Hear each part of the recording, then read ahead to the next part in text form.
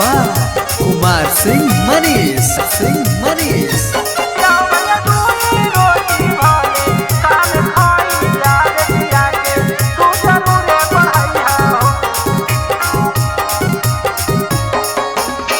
आजकल के लोई किन के दिहाला मोबाइलवा होई गेल जीव के कलवा बतिया समझैया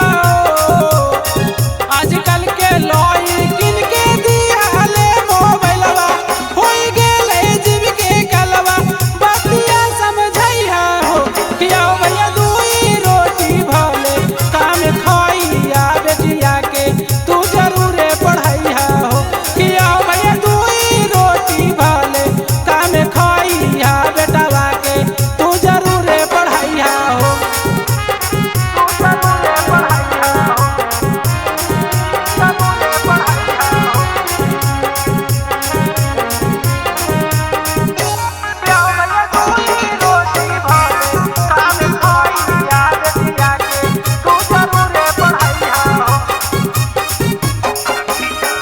बिना शिक्षा के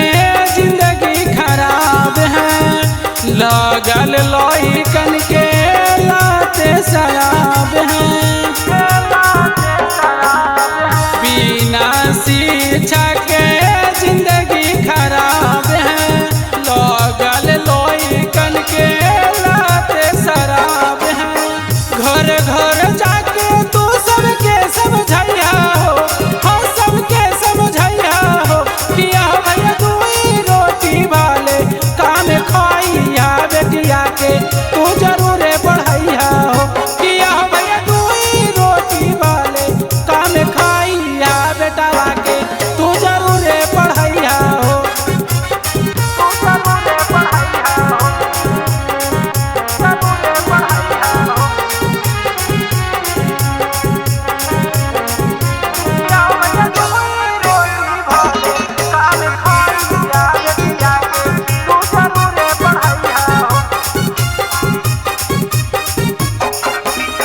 जैसन संस्कार देवा उसने तोहरो मिला तो नाम कमाई तो तोहरे नाम खिला तो जैसन संस्कार देवा उसने तोहरो मिला तो नाम कमाई तो तोहरे नाम